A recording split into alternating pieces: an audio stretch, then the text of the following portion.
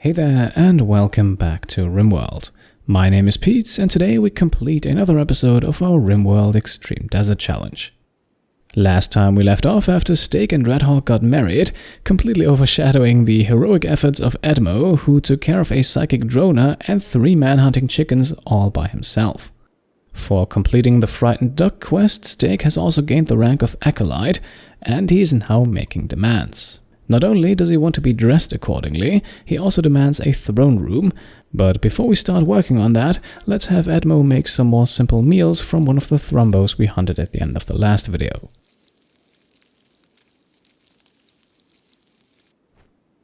The throne room is then a project for Steak himself, and we are repurposing our common room for this, since it is the only room that meets the size requirement. Unfortunately, another requirement is that no workstations can be inside of the throne room, and that includes the research bench. So let's move that over to Troy's bedroom. He has more or less become our dedicated researcher anyway, and with a bit of redecorating, the research bench does actually fit inside his room without blocking too much space. Speaking of research, before Troy continues his work on batteries, we will quickly make the switch over to Noble Apparel, since that is what we need to unlock before we can satisfy Steak's clothing demands. And while Troy is researching, Edmo finishes making meals, Redhawk harvests some cotton, and we are ready for step number 2 in our throne room makeover, putting down a wooden floor. To qualify as a throne room, we need some kind of flooring. It does not have to be wood, but stone floor is expensive and takes a lot longer, and unlike stone, we can also grow wood ourselves. We will also construct a wooden throne for Steak to sit on and rule. That is obviously another requirement. Without a throne, this can hardly be called a throne room.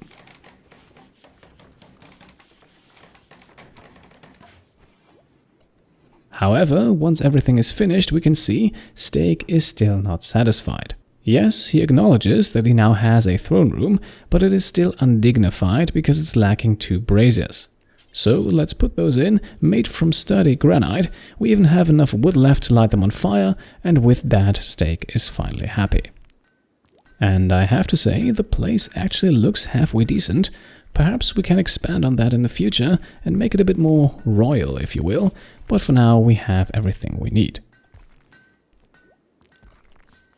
And very fittingly, that is also all that happens for the rest of the day. At night then a dry thunderstorm passes over the desert, but on the next morning the sky is already bright again and we can focus on new adventures. And one such adventure will be the completion of the Deadly Beasts quest. We received this one in the last episode and you were all in favor of accepting it, however somewhat divided between the Hyperweave and the Shield Belt reward. Now I have done some thinking of my own and we are going with the Shield Belt. As lovely as some Hyperweave clothing would be, 72 units is not really all that much and there is little hope of acquiring more anytime soon, while the Shield Belt would be a good fit for our more combat-oriented colonists. So let's confirm our willingness to help here, and then we can wait for the man-hunting cows to arrive.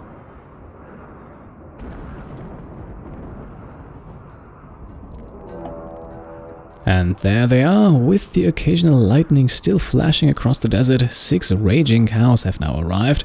However, they are slower than our colonists and do not shoot bullets, so I think we should not have a problem with them.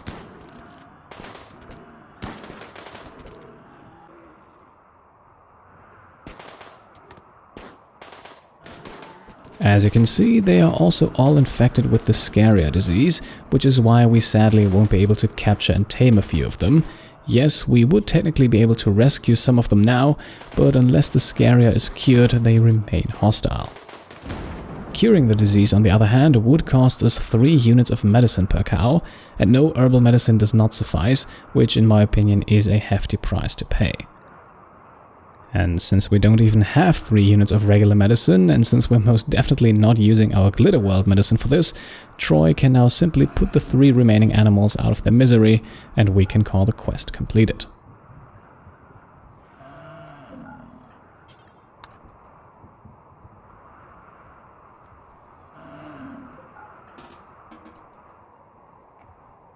As promised, the shield belt arrives shortly after, and let's put it on Edmo. He is our most capable fighter and occasionally does some melee combat as well, so I think he is a suitable candidate. At this point, we can also butcher and cook up the second Thrumbo, although looking at our meal reserves and considering the fact that those meals spoil relatively quickly, this may have been a slightly premature decision. In any case, Edmo is now busy cooking, as another quest reaches us, one respectful prisoner. Our friends from the Kinship of Bren are asking us to take care of a prisoner for them, but there is a catch. The prisoner is sick with blood rot and needs to survive for 11 full days, and unfortunately that is only possible if we spend a healthy amount of high-quality medicine on him, maybe even more than we currently have.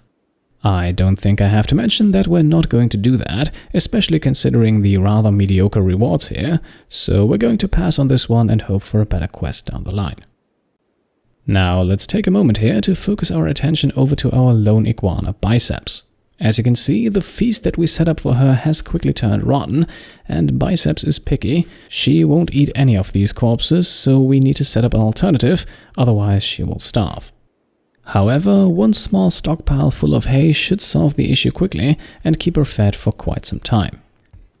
And yes, I know, technically kibble would be more nutrient efficient, but it also requires meat to be made and we only have limited access to that, not to mention that unlike raw hay, kibble can actually be eaten by our colonists, who are undoubtedly a little bit more important than Biceps here.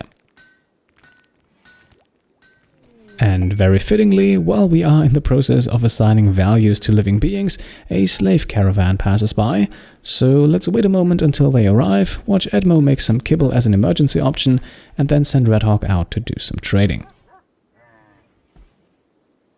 Right, so unfortunately none of the poor souls here would be of any use to us at the moment, not to mention that the more expensive two are probably outside of our price range anyway, so we're simply going to buy up all the medicine we can get and then send the caravan on their way again.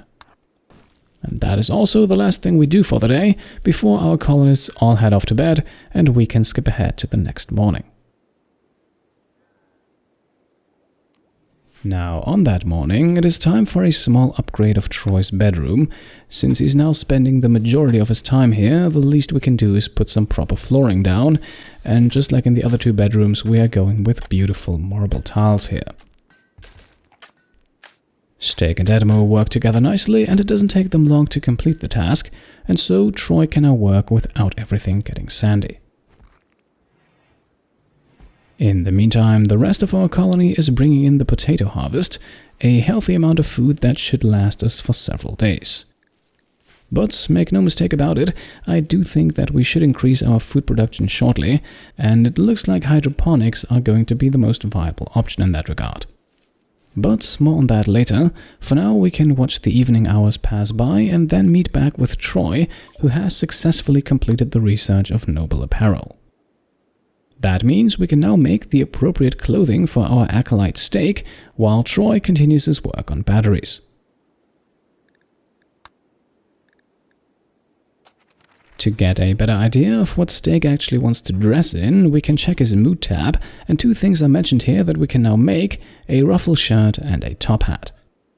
The prestige armor and Psycaster apparel can be ignored for the time being.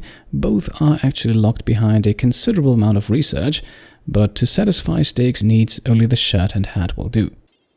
So let's start working on those right away. As you can see, the shirt is not particularly protective or offers any other benefits. It is just a simple clothing item. The top hat, meanwhile, has a social impact bonus, just like the cowboy hat, for example, but at 20% the bonus is a little larger, perhaps something that we should also keep in mind for our resident socializer Redhawk. Now, both items will be made from cloth, but not today. First, we're giving everyone a healthy night of rest. The shirt is then finished in the early morning hours, and Steak can equip it right away, followed by the top hat a few hours later.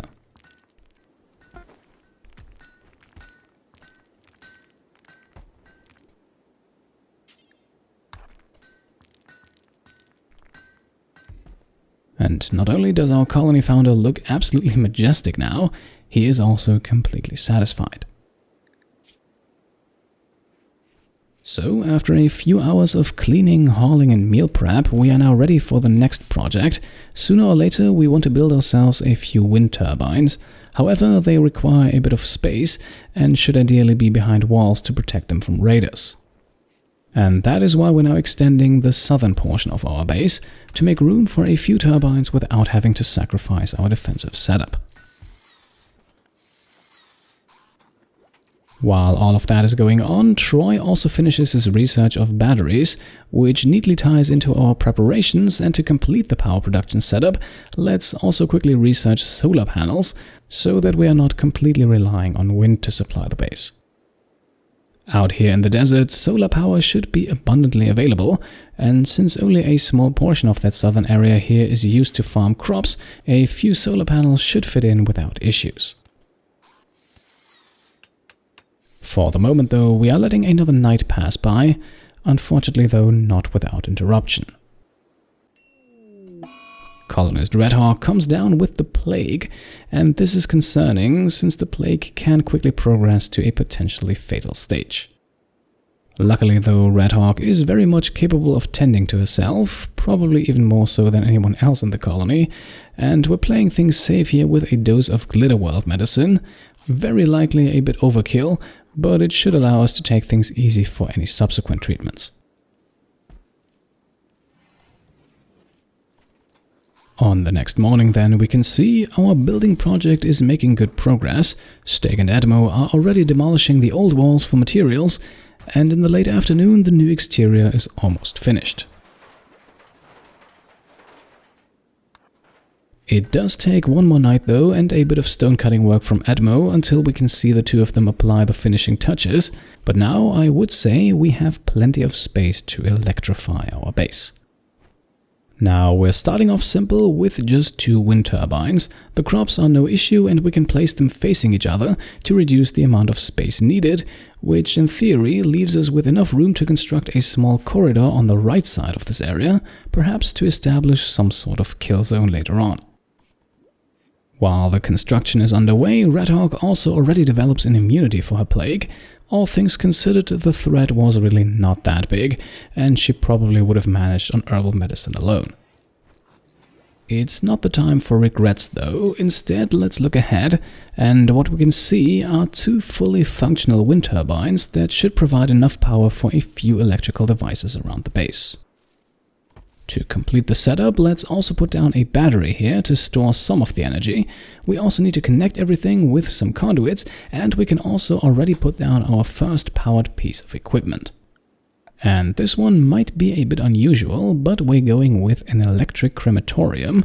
This will finally remove the need for all the graves, and since our colony is not chopping the enemies into bits and pieces, burning the corpses this way looks like the easiest solution to keep our surroundings nice and clean. Of course, let's not forget to put a roof over everything, and then while Edmo is harvesting hay, Steak can begin the construction process.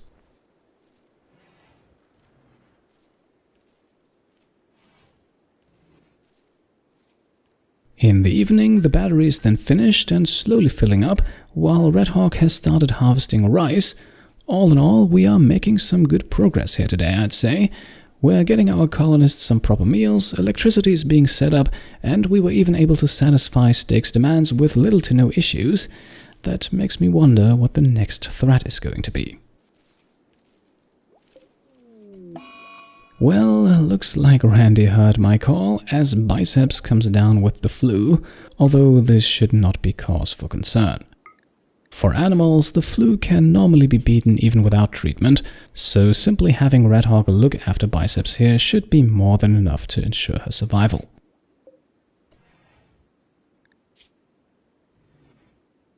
On the next morning then, our electric crematorium is ready to go. Since it's made from granite, construction took a while, but now we have a place to get rid of every corpse in quick fashion. So let's get started on that. We can not only empty out the iguana stables, but also start deconstructing the graves around the base. That space will eventually be needed to build on, and while Steak's mood is still high from his wedding, he is perfectly suited to take care of this task. And we will actually also start burning all of the animal corpses around the base. they are certainly not making the place any more beautiful, and while they will eventually rot away on their own, that will take quite a while, even in the scorching hot sun of the extreme desert. Now, they do not give colonists the same negative thoughts that human corpses do, but still getting rid of them seems like the civilized way to do things, and after all, that is what we're going for with this colony, at least to some extent. And so, with night slowly setting across the desert, but with our base becoming more and more self-sufficient, and with our colonists' quality of life steadily increasing, let's make the cut in today's episode. I know it's a slightly shorter one today, but German summer has finally arrived, and believe me, it's doing its very best to match that extreme desert feel, so I try to spend as little time as possible in front of the computer. Still, I would be very interested to hear your thoughts regarding the next steps we should take, specifically in terms of research and electrical appliances. Which research projects do you think we should tackle next? Would you, for example, go straight for hydroponics, or maybe focus on something different, maybe something like air conditioning? Should we construct an electric stove right away, or perhaps a tailoring bench? Or should we ramp up our power production as soon as possible to sustain a small hydroponics farm and maybe a small freezer as well?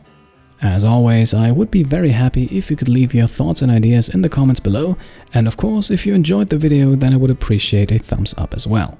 If you like what I'm doing and want to support me and my channel further, then you can of course subscribe if you haven't done so already, grab some merch over on shop.petecomplete.com, including a few cool Rimworld designs, or check out and maybe even pledge to the Pete Complete Patreon. Thank you all for watching, and I'll see you next time. Cheers.